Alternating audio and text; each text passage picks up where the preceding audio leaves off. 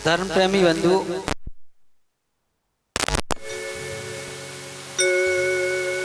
आज हर मानव के सामने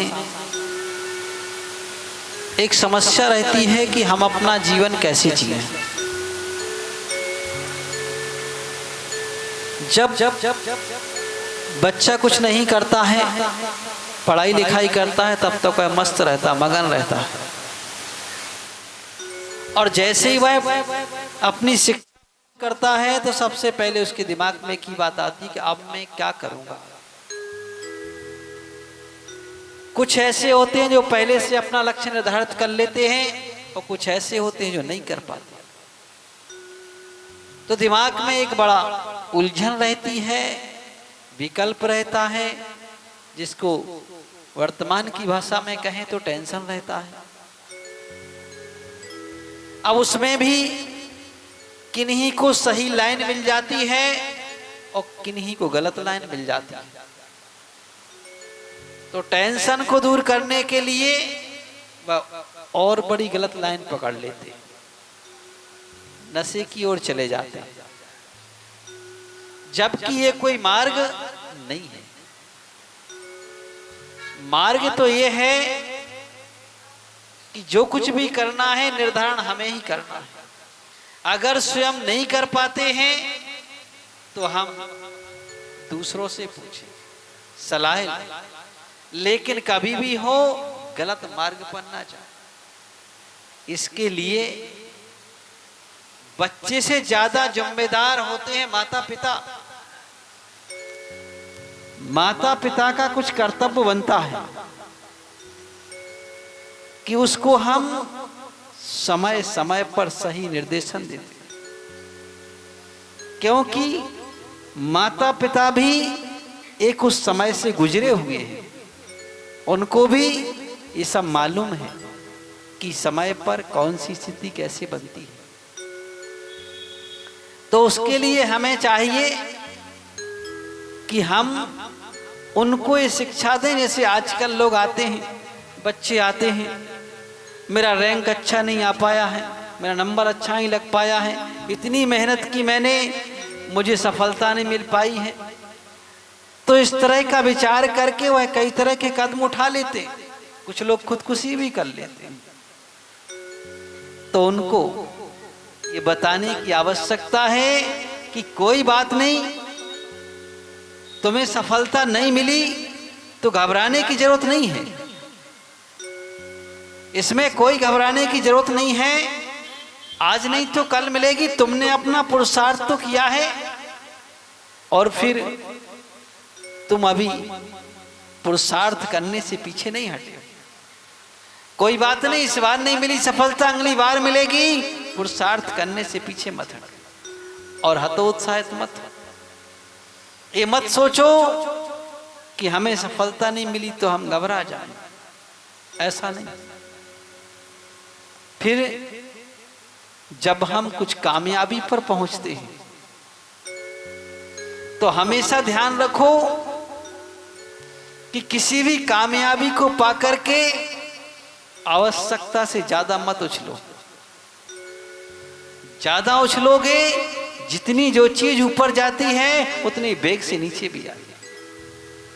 ये प्रकृति का सिद्धांत है, नियम है। तो इसलिए बहुत बड़ी कामयाबी को पाकर के भी ज्यादा ऊंचे मत उछलो। और जिनको कामयाबी नहीं मिली है उनका कभी जीवन में उपहास मत करो, क्योंकि भरोसा नहीं किसका भाग्य कब पलट जाए, इसको कोई नहीं देखा है। एक सामान्य से मानव का भी भाग्य ऐसा पलटता है कि अच्छे अच्छे जाकर के उसके चरणों में झुकने लग जाते हैं। हरिवंश पुराण में एक कथा आती है। नारायण श्री कृष्ण के पिताजी का नाम तो सबने सुना होगा। क्या नाम था उनका? वसुदेव। वसुदेव का जब हम जीवन चरित्र पढ़ते हैं तो लगता है कि मानव का जीवन कब बदल जाए कोई भरोसा नहीं। छोटे को भी कभी छोटा मत समझो, छोटा कब बड़ा बन जाए कोई भरोसा नहीं। इसके पहले हमें ये विश्वास होना चाहिए कि आत्मा अमर है, कभी मरती नहीं, केवल देह को बदलती है। जब उसके हम विश्वास इस तरह का हमारे जीवन में आ जाएगा तो नियम से हमारे जीवन में परिवर्तन रहेगा। शरीर बदल जाता है लेकिन आत्मा वो इसी से निकल करके वहां पहुंच जाती है, उससे निकल करके तीसरे में जाती है। तो इस तरह जब ये परिवर्तन होता रहता है तो इस परिवर्तन के दौर में हमें ये विचार करना चाहिए कि कभी जैसे उसका परिवर्तन हुआ ऐसे हमारा भी परिवर्तन हो सकता है। प्रकृति भी साल में एक बार अपना परिवर्तन रूप लेकर के आती है सामने। कब आती है? जब बसंत ऋतु आती है तो पतझड़ होता है, पुराने पत्ते छूटते हैं, उसी पेड़ में से नए पत्ते आते हैं। जब नए आते हैं तो उनकी हरियाली अलग होती है। ऐसे ही ये परिवर्तन की स्थिति हुआ करती है। तो ऐसे ही जब हम महापुरुषों के जीवन चरित्र को देखते हैं तो लगता है कि आखिर ये जीवन कब कितना परिवर्तित हो जाए इसका कोई भरोसा नहीं। इसलिए बंधु, इस परिवर्तन के दौर में हमें जब सफलता मिले तब अत्यधिक उछलना नहीं चाहिए, और जब असफलता मिले तो निराश नहीं होना चाहिए। फिर हम दुखी होकर के बैठ जाते हैं, उदास हो जाते हैं, रोने लग जाते हैं, कई तरह की दुख मनाने लग जाते हैं। क्योंकि दुख से हमेशा जैन सिद्धांत कहता है कि मन को जितना क्लेशित करोगे उससे उतना ज्यादा असाता वेदनी कर्म का उदय हो, आश्रव होगा। जब उससे असाता वेदनी कर्म का आश्रव होगा तो उसका फल हमेशा दुख रूप मिलेगा, कभी सुख रूप नहीं मिलेगा। तो अगर सुख रूप फल पाना है तो हमें हमेशा उदास रहने की आवश्यकता नहीं है ना। क्यों? क्योंकि जो लोग हमेशा उदास रहते उनके यहाँ मक्खियां भी पर नहीं मारती, वही भी सोचती हैं कि उदासी में क्या बैठना। तो इसलिए उदास होकर के जिंदगी जीने की आवश्यकता नहीं हुआ करती है। तो जिस समय वसुदेव अपने 3 भाव पहले थे तो वह एक गरीब वैश्य के यहाँ जन्म लिया, बड़े के यहाँ जन्म लिया, और जब वह मां के घर में आए तो पिता का स्वर्गवास हो गया, और जब जन्म लिया तो मां चल बसी। तो उनका पालन पोषण उनकी मासी ने कर दिया, लेकिन जैसे ही बाल अवस्था से ऊपर हुए तो मासी भी चल बसी। देखिए, जब पाप कर्म का उदय हो तो उस समय कोई अगर हमारा सहयोगी भी बनता है तो वह भी चल बसता है, और उस समय व्यक्ति सोचता है कि अब करें तो करें, क्या करें। जब वह मासी भी चल बसी तो मामा ने पाल दिया, क्योंकि मानव जीवन मिला है तो इतना निश्चित है कि जीवन चलेगा, बिल्कुल निश्चित है। और अगर तो ऐसा ही उनका मानव जीवन चल रहा था, लेकिन एक बात महत्वपूर्ण है, ध्यान रखना कि इस दुनिया में पालन पोषण तो सबका हो जाता है, मां पालन पोषण तो करती है, लेकिन मां पालन पोषण के साथ संस्कार भी अच्छे देती है, ये नियम रहता है। लेकिन अपना बच्चा अगर दूसरे के यहाँ पले तो उसे रोटी तो मिल जाएगी, लेकिन संस्कार मिलेंगे ये कोई भरोसा नहीं। क्योंकि दूसरा व्यक्ति सोचता है कि ठीक है, अब अपने सिर मड़ गया है तो खिलाना है और क्या, और इससे काम लेना है।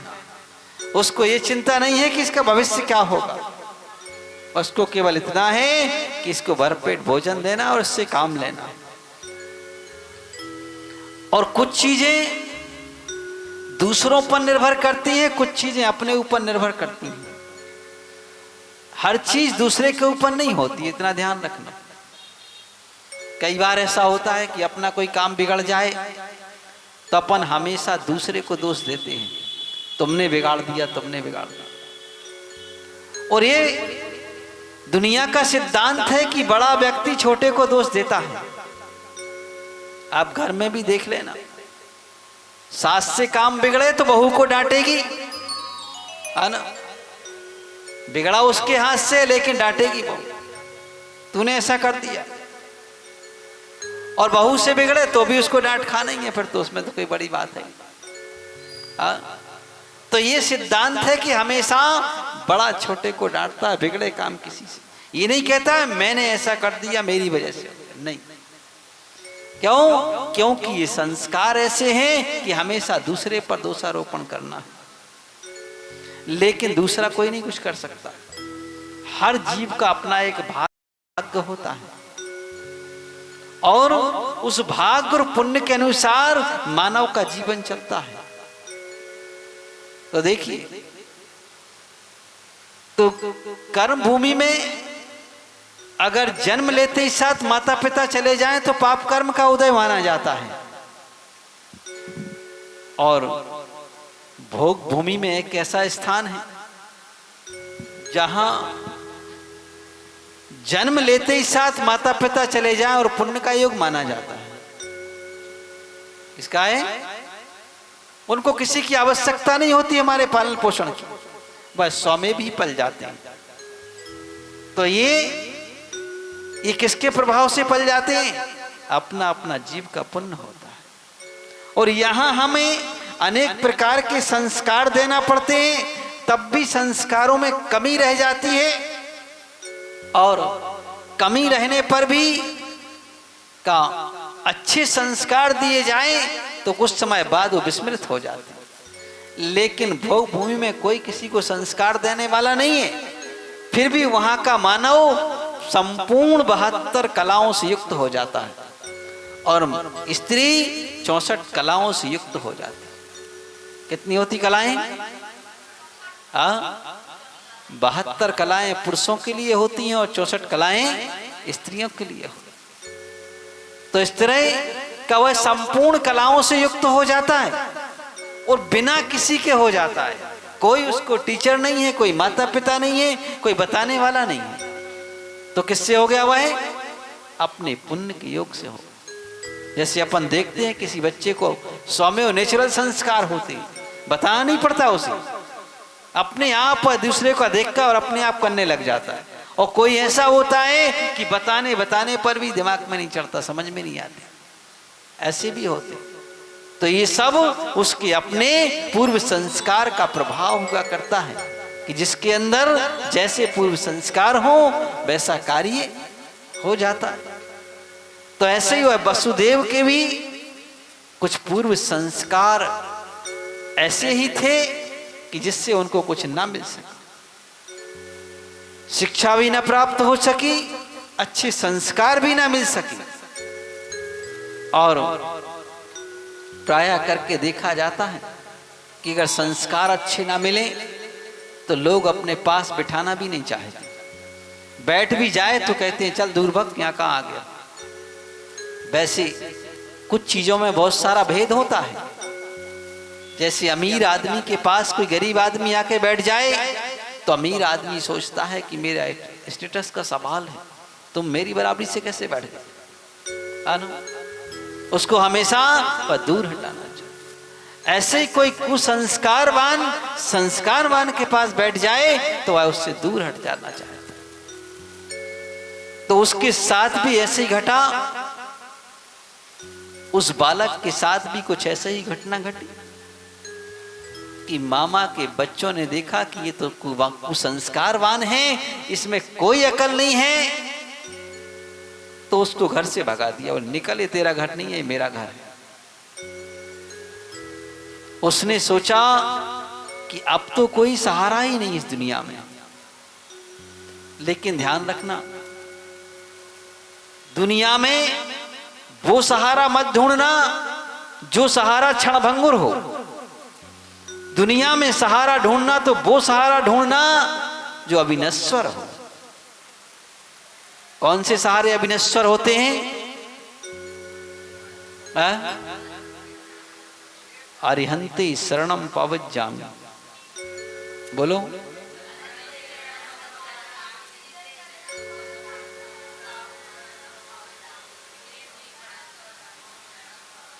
कुछ लोग बोल रहे हैं, कुछ नहीं बोल रहे हैं। क्या शाम को भोजन करके नहीं आए? नहीं आए?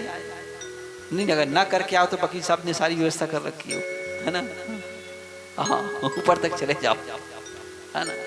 हाँ, तो कहा कि अरहंते शरणम, सिद्धे शरणम, साहू शरणम, केवली प्रणतम पवज्जामि का अर्थ क्या होता है? शरण को प्राप्त होना चाहिए। किसकी शरण को? मम्मी की, पापा की। हाँ? ये शरण तो अस्थाई है।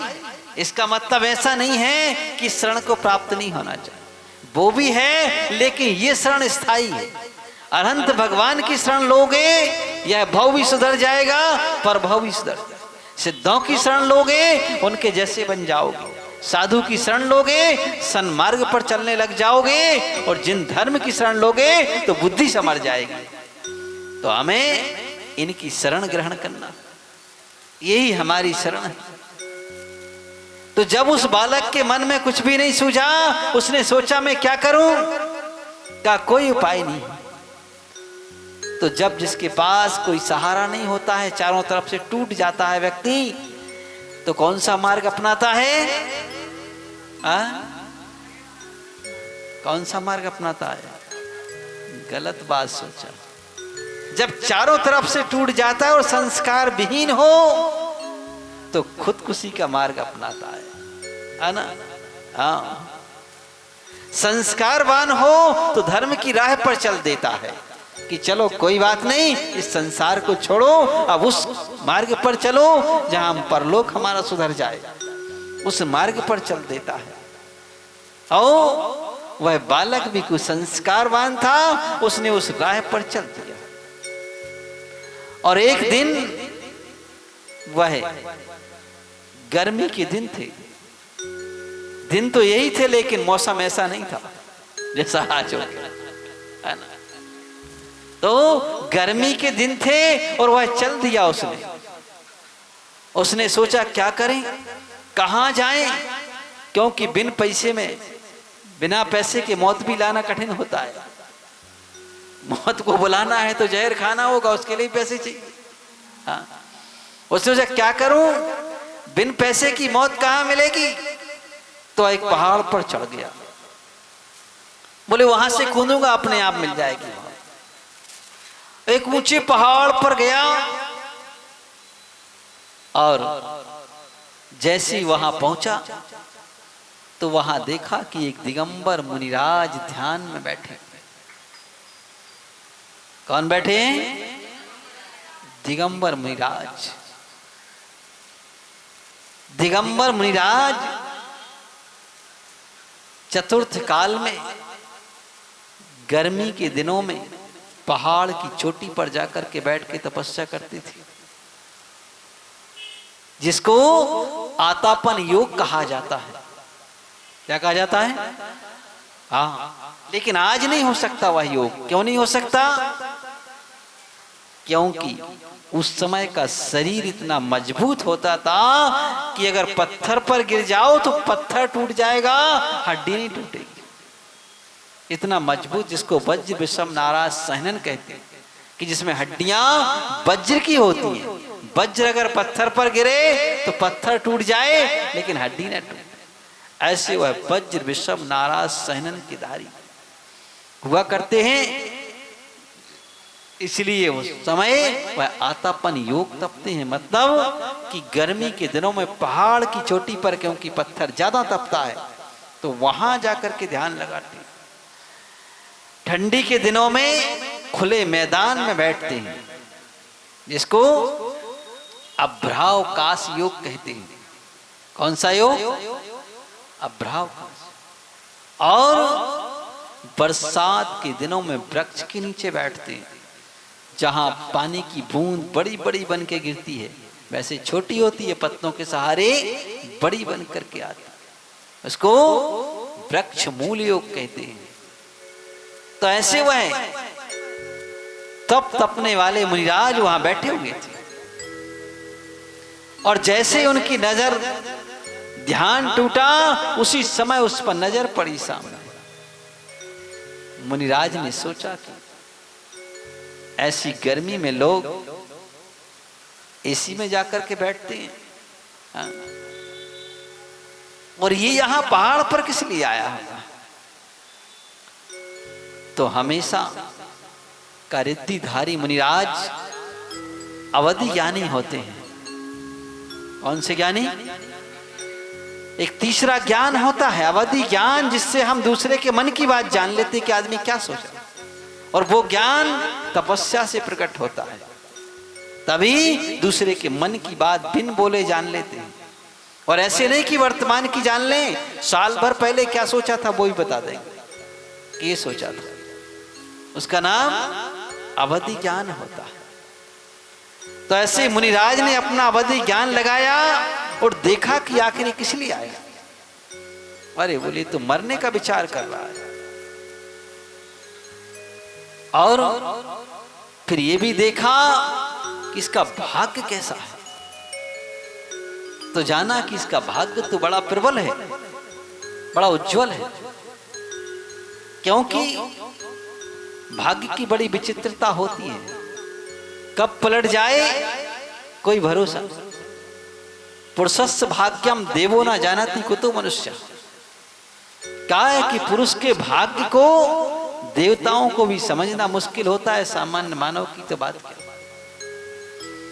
तो इसलिए का जब भाग्य पलटने का समय आ जाए तो वैसा निमित्त भी स्वयं अपने आप मिल जाता है, कहीं से जुटाना नहीं पड़ता है, अपने आप मिल जाता है।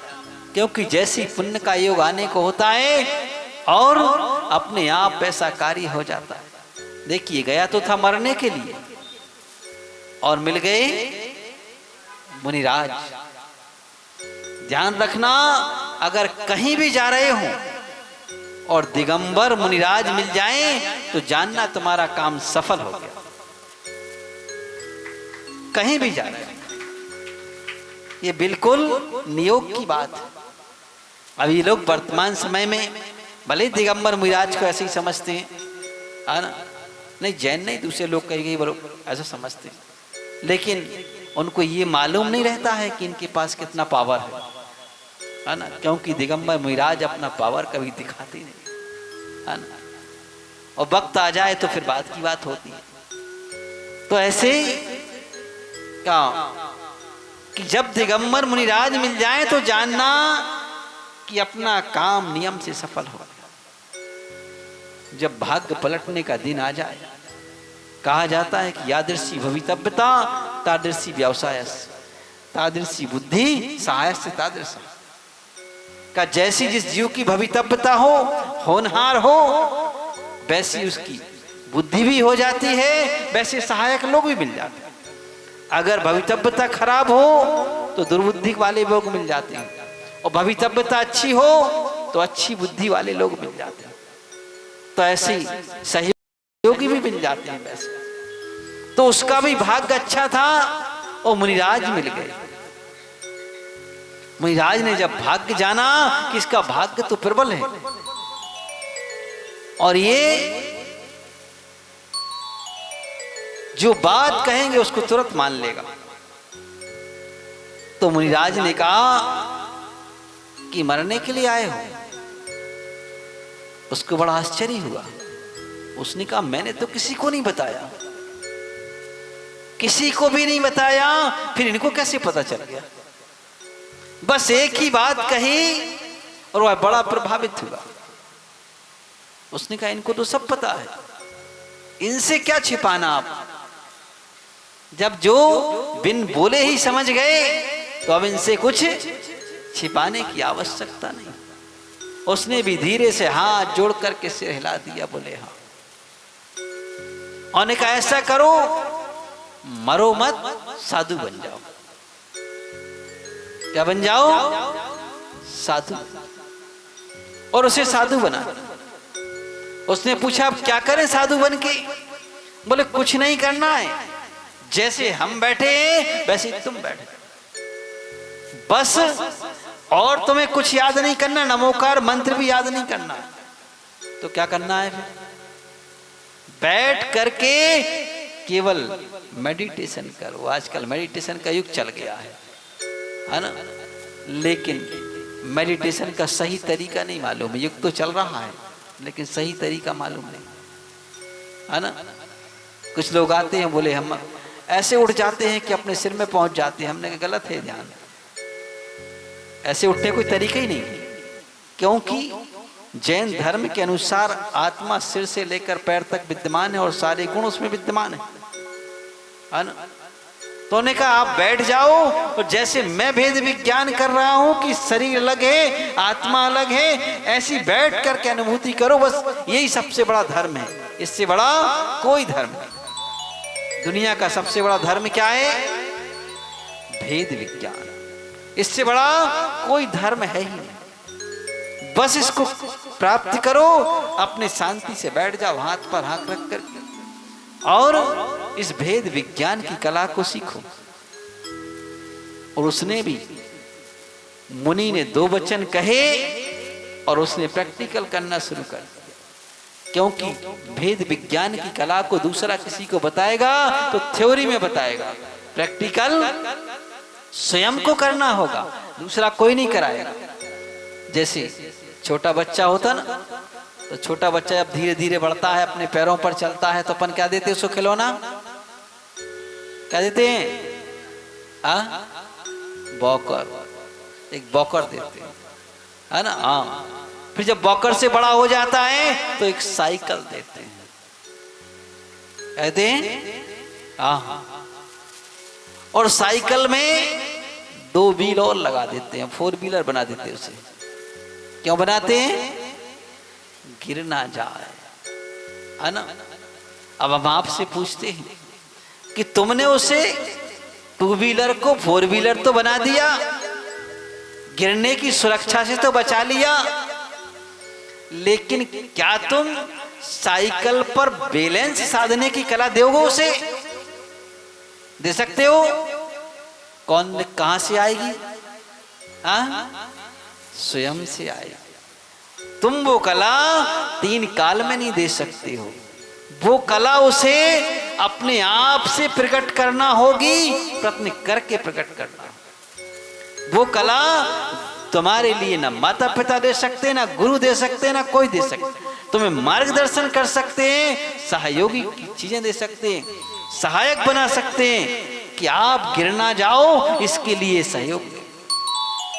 इतना तो सब कर सकते हैं, लेकिन आगे की प्रक्रिया स्वयं ही करना हो। तो ऐसी उस प्रक्रिया को भी उसने स्वयं ही किया और बैठ गया। गुरु ने ध्यान की कला तो बता दी, लेकिन ध्यान उसने ही लगाया, मेडिटेशन उसने ही किया।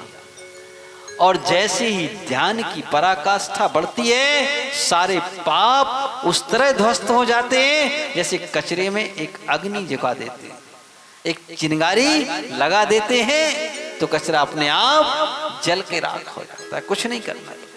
ऐसे एक जब ध्यान की चिंगारी लगती है तो कर्म का समूह अपने आप नष्ट हो जाता है, उसे कुछ भी नहीं करना पड़ता। ऐसी वह चिंगारी लगाए।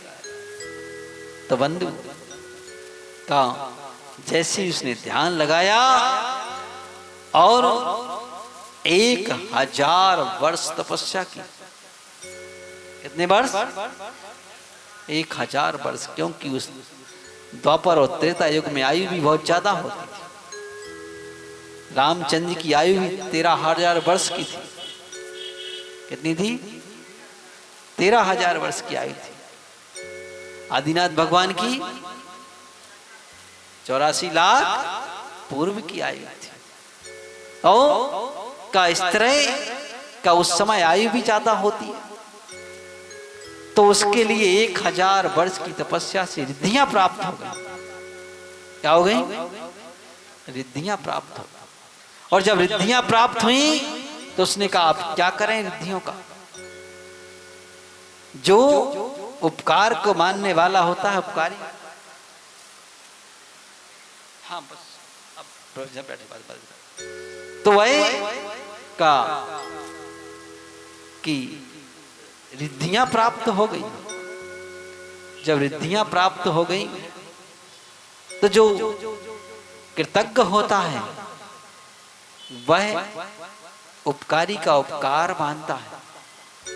कृतज्ञ व्यक्ति के साथ तुम कितने उपकार कर दो वो कभी नहीं मानता, लेकिन कृतज्ञ व्यक्ति होगा तो थोड़े से उपकार को भी अत्यधिक मानता है।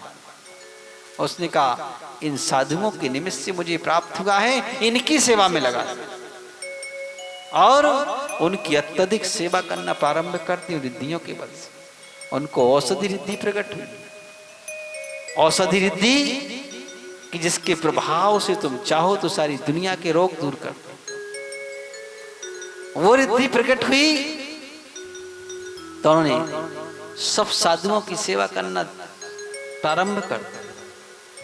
स्वयं साधु होकर के साधु की सेवा करना प्रारंभ, और इतनी सेवा में संलग्न हुए कि उनका नाम स्वर्गों में जाने जाए।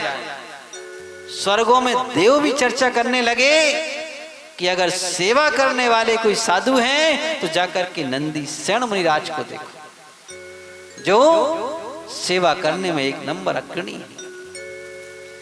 देव भी उनकी प्रशंसा करने लगे और उसके प्रभाव से ध्यान रखना कि आज हम सोचते हैं कि हम बहुत प्रयत्न कर रहे हैं इसलिए हमें कुछ मिल रहा है, कुछ नहीं मिल रहा है इससे। अगर तुम साधु की वैया व्रत करोगे तो शरीर ऐसा एक दिन बलस्त मिलेगा कि पेड़ को भी हाथ से उखाड़ दोगे, भीम की तरह बल मिलेगा। साधु को आहार दान दोगे, कभी जीवन में दरिद्र नहीं हो सकते, क्योंकि कहा है अन्न दाना सुखी नित्यम। अन्न का दान देने से व्यक्ति हमेशा सुखी हो। धन दान हमेशा दान के प्रभाव से मिलता है, ना कि संग्रह करने के प्रभाव से। कुछ लोग कहते हैं कि हमारे पास नहीं है तो मैं क्या दूं। दान का मतलब ये नहीं होता है कि हमें बहुत बड़ा दान करना है जब नाम हो।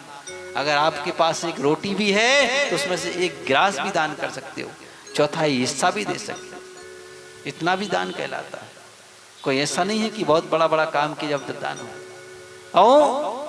लेकिन जिनको ग्रहण करने की आदत बन जाए वो कभी देना नहीं सीखते। इसलिए हमेशा चाहे तुम कितने कम कमाई क्यों ना हो, उसमें से भले ही 100 रुपये कमाओ तो 1 रुपया दान करो, लेकिन जरूर करना चाहिए। क्यों? दरिद्रता उसी से दूर होती है, दूसरा कोई उपाय नहीं। तो क्या ऐसे वह जब उन्होंने देखा तो वह उस सेवा के प्रभाव से स्वर्ग में जाने लगे। स्वर्ग के देव भी उनकी प्रशंसा करने लगे और आयु समाप्त करके जब आयु पूर्ण हुई तो समाधि मरण करके वह स्वर्ग गए। उस स्वर्ग से जब वापस आए तो यहां आकर के वसुदेव बने और उस सेवा के प्रभाव से, उस तप के प्रभाव से और दान के प्रभाव से जो कुरूप थे, बुद्धिहीन थे, उनको तीसरे भाव में इतना बल मिला कि विद्याओं को भी अगर हाथ से मुक्का मार दें तो वो भी चीख उठती थी। शस्त्र की जरूरत नहीं पड़ती थी उनको युद्ध करने के लिए, बिना शस्त्र के हाथ से युद्ध कर, इतना उनके अंदर बल था। और रूप इतना सुंदर मिला कि कामदेव का रूप मिला। इनका कामदेव मतलब दुनिया का सबसे सुंदर पुरुष का नाम होता है कामदेव।